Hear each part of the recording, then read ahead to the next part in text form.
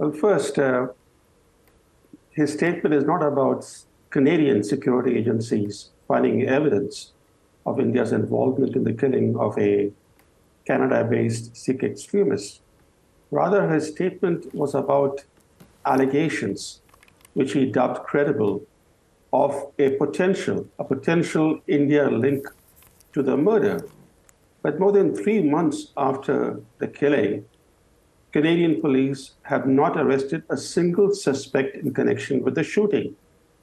Nor did Trudeau say who authorities believe carried out the killing. In this light, why would Trudeau air a mere allegation about a potential link at this stage, knowing that it would hold serious implications for India-Canada relations?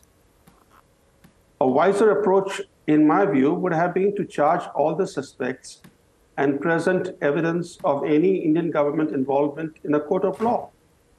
But with no arrests, let alone indictments, Trudeau has dealt a major blow to the bilateral relationship with New Delhi. This is an unnecessary diplomatic crisis between New Delhi and Ottawa. Do you think Justin Trudeau was coming under pressure because there had not been enough progress in this case? I don't know about that, but his allegation has come just days after he was scolded by the Indian Prime Minister Modi.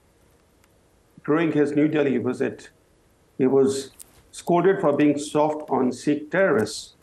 In fact, India issued a very unusually hard-hitting statement after the Modi-Trudeau meeting in New Delhi. It's also important to note that India has never been accused previously of carrying out assassination on Western soil, even though it has been the target of major international terrorist attacks. India's concerns about the operations of Sikh terrorists in Canada and the UK go back to the 1980s, when an Indian diplomat was murdered in Birmingham, UK, and a bomb explosion downed an Air India flight from Toronto, killing all 329 people on board. Assassinating dissidents abroad is what authoritarian regimes do. India is the world's largest democracy. India has not taken down a single UN-designated terrorist based in Pakistan. A terrorist wanted for horrific attacks, such as the 2008 Mumbai massacre. By contrast, the Sikh extremist killed in Canada was an unknown figure in India of little threat value. So why would India kill somebody like that? Well, there were reports that he had been designated as a terrorist by India and that he was reportedly organising an informal independence referendum there. Would that not have made him a target? First, I'm not aware that he was designated as a fugitive from Indian law. As far as holding a referendum on a separate Sikh homeland is concerned, a number of Sikhs in Canada have participated in that referendum without inviting any kind of Indian censure. I don't think, at least even though I track India-Canada relations, I never knew the name of this guy until his killing created a controversy in Canada. He was, as I said, an obscure figure. He was of no threat value to India. The fact is that under Prime Minister Trudeau, there has been an increase in Sikh militant activity in Canada, that Indian diplomatic missions and diplomats in Canada have come under threat, under attack, actually. There have been arson attacks against Indian diplomatic missions. Trudeau's minority government depends on support from the New Democratic Party leader, Jagmeet Singh. Jagmeet Singh is a Sikh who in the past has not only defended militants fighting for a separate Sikh homeland, but also participated in rallies and events in support of a separate Sikh homeland.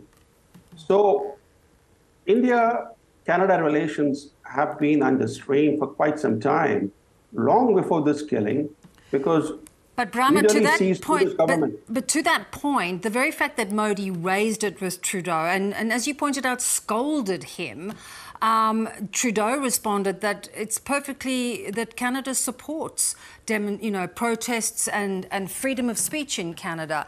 And back home in India, Prime Minister Modi has made no secret of the fact that he's been cracking down on any independence movement by Sikhs. Well, first, there is no independence movement in India by Sikhs. This movement is largely among a small minority of Sikh diaspora, whether in Canada, UK, or Australia. In India, there is no support for a separate Sikh homeland. Secondly, about Trudeau defending the right of peaceful protest. The fact is that just last year, Trudeau declared a national emergency in Canada to criminalize and quash peaceful protests against his mandatory vaccination policy. So here is Trudeau, who in 2020 was cheering on anti-government farmers blockading highways near New Delhi, and then later he criminalized peaceful protests in Canada.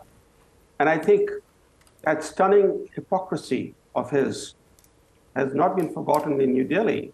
And I think one of the reasons why we have this diplomatic crisis between New Delhi and Ottawa is the bad blood between Trudeau and Modi. How do you think this might affect Modi's leadership and his re-election chances? First, I think this will, first, Trudeau is a much despised figure in India because of what I described earlier about his hypocrisy in cheering on anti-government protesters in India while quashing and crushing peaceful protests at home. Secondly, this diplomatic crisis will have no impact whatsoever on Modi's political fortunes. The fact is that Canada and India are not adversaries, they are friends. They should remain close friends and partners on global challenges. What they need to do is to repair the damage to their bilateral relations that has occurred under Trudeau. This may take time, but it would happen eventually under a new government in Ottawa, I think. Well, we'll watch with interest as it plays out. Good to have you on. Thank you very much.